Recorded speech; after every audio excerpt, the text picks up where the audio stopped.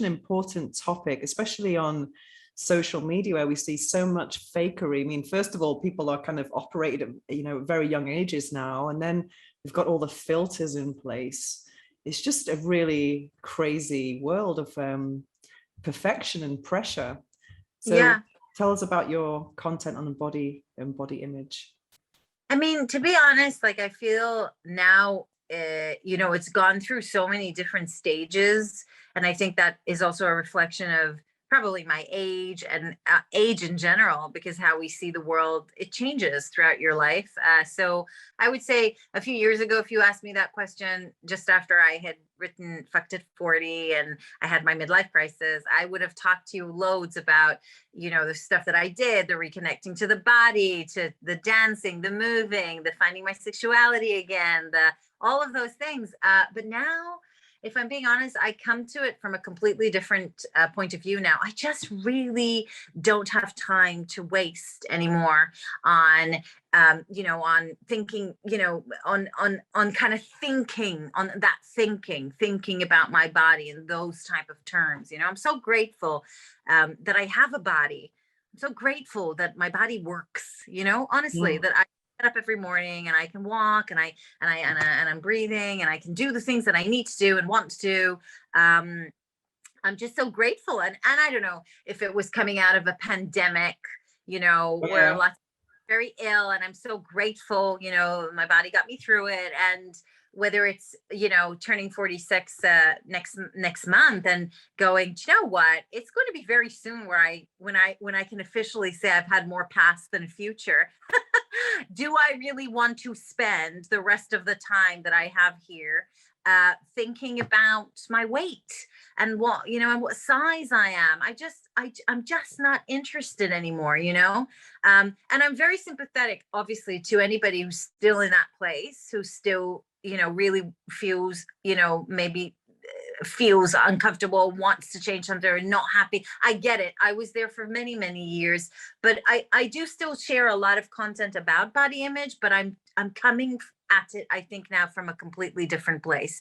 And I think for me, just exposure is probably has more of an impact, one of the things that I'm talking about at the moment, and I was going to share something probably in the next few days in that line as well, is just, it really made a massive difference to me when I changed.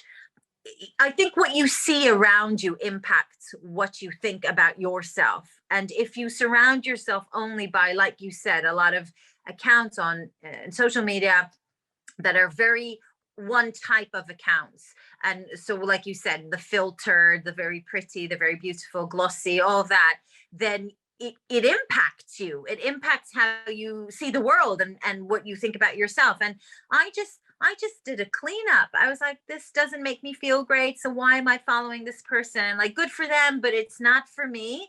And I just completely changed the people I was following. And when I go on Instagram now, I really see a very diverse kind of, bunch of people who are doing a bunch of different things and great things, and and they have different body types and shapes and sizes, and I feel very normal, amongst them. And I just think that's something within our control, because you can't really control directly what you're going to see in advertisements and in movies and in the magazines. But you can very easily control what you see on your feed on social media. You just have to choose who to follow. So yeah, definitely. I think social media can be a great thing or a bad thing depending on the accounts you follow and listening to your body and how it makes you feel, if it's a good thing or a bad thing. There's so many body positive accounts out there, and there's also something I saw on Instagram which really I found very disturbing, was these adverts for Facetune, those it's actually filters, but also with video, and they were taking a person who looked really good without it and they look better without it, and then kind of smoothing out the skin and making the hair a different color, making their eyes big. That just looks weird, making their eyes bigger and then painting their lips. And then all the comments on the bottom were like, this is terrible, this is terrible. And I mean, I think people are just so sick of this, and I think it must be much harder for young people growing up now. I mean, in my time, it was, magazines or something, whereas now everyone's got this kind of pressure on their phones. Do you think the fact that you're a mother of daughters kind of influences your body image content? Yeah, I mean, no, I think a lot about my girls, and especially, a lot of the stuff that I do and I talk about is with them in mind. Of course, I want them to grow up in a world that is kinder to women and is better. So that definitely does drive me. When it comes to the body image thing, well, first of all, my kids are not on social media.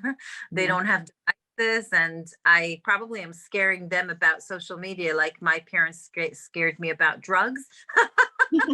Well, it's quite similar depending on how you use it, I suppose. Oh, exactly. I feel like it has a lot of similarity. It can be really bad for you, and it's addictive, and all those type of things, whatever. But so I'm kind of I'm talking to them quite openly about how I use social media and why I use it, and it's my job, and we talk about it a lot, and what it and with regards to the body image, you talked about filters.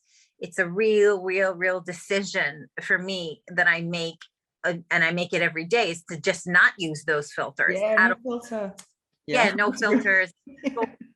And I could be waking up in the morning and have no makeup and still do a story, and obviously sometimes, I mean, it happens literally once in a blue moon, but sometimes I will have a picture that was done by a professional photographer in a studio with great lighting and amazing makeup, and and maybe it was even airbrushed, I don't know, but I will make a point to say, so that people know this image was a professional image. It really happens very rarely, but I think what it is that if people are at least honest about that and upfront about it, then it potentially would be less damaging. But so do you think there should be warnings? Do you think there should be warnings? Yeah, just like there are warnings on cigarette packs, like this harm. So yeah, people should say, there should be a warning, like a disclaimer, why not?